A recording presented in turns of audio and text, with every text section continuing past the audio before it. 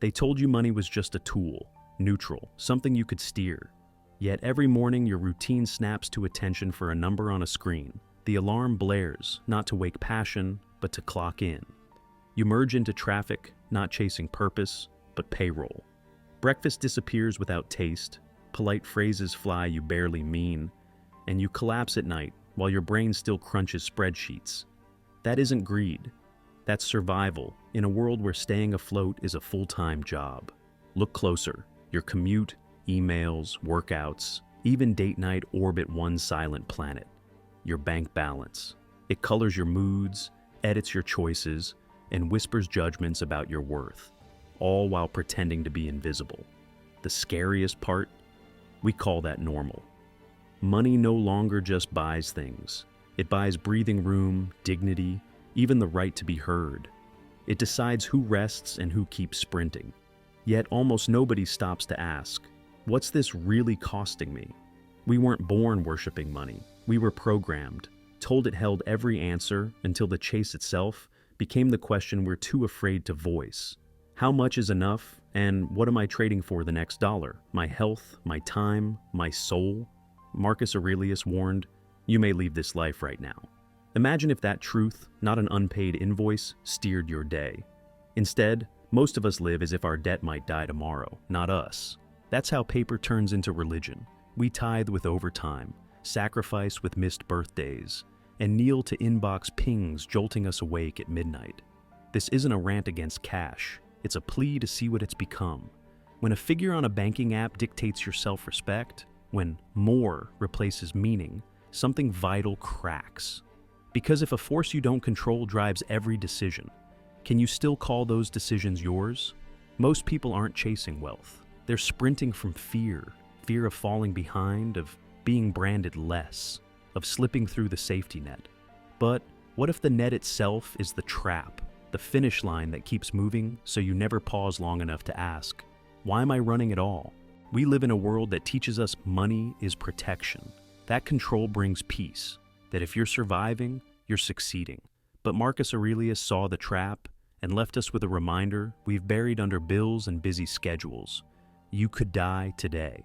That alone should be what decides how you speak, act, and choose.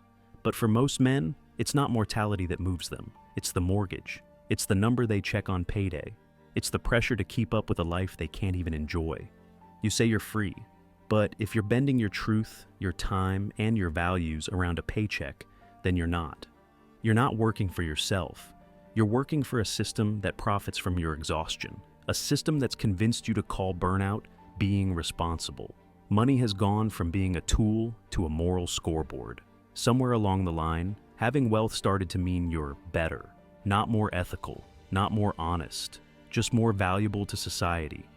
We stopped asking what kind of man someone is. We started asking how much he makes. And the system loves that, because it keeps you chasing status instead of asking deeper questions. A man who stays at a job he hates to be a provider is celebrated, but a father who chooses more time with his kids instead of a bigger paycheck is seen as unambitious. A writer who refuses to monetize his words is told he's wasting potential. But Marcus Aurelius said it plain.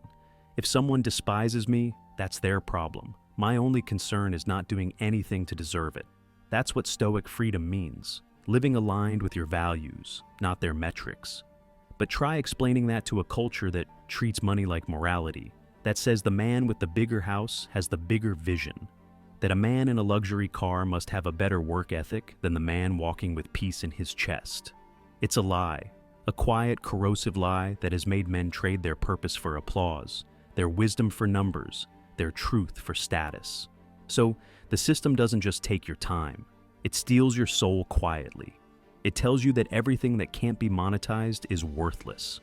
Presence, peace, love, purpose, none of those look good on a resume, so we ignore them.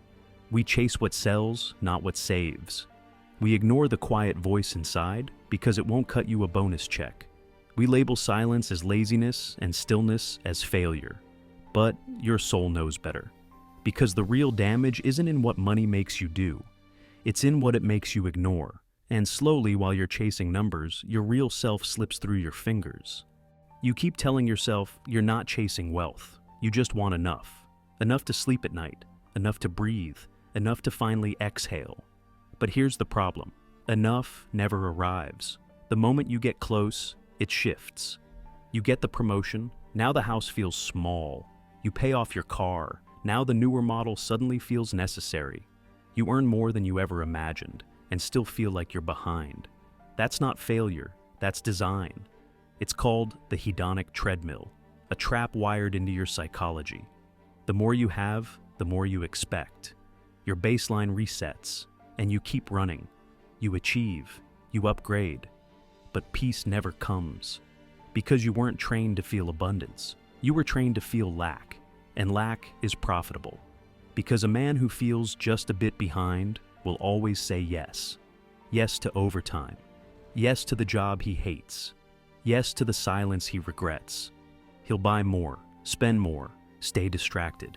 He'll keep running because he's scared to stop. And fear is the fuel this machine runs on. Ads whisper what you're missing.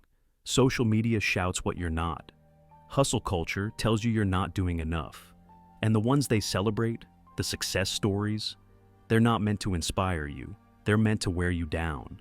So you keep sprinting after a life that looks full but feels hollow. Marcus Aurelius saw this centuries ago. A limit to your desires means a limit to your sorrows. But who teaches that now? Where's the school that tells boys how to say, "This is enough"? There's none. Because satisfaction doesn't sell. But shame does, craving does, insecurity does. And that's how men become ghosts. You're at dinner, but your brain's calculating. You're on vacation, but your thoughts are drowning in bills. You're next to the people you love, but stuck in a future that doesn't exist. Your body is here, but your soul is elsewhere, always scanning, always bracing. That's not life. That's survival wearing a suit. And it's not just spiritual, it's biological. Financial stress literally rewires your brain. Your amygdala fires constantly, putting your body in fight or flight. Your prefrontal cortex, the part that makes clear choices, feels empathy, connects to meaning, it dims.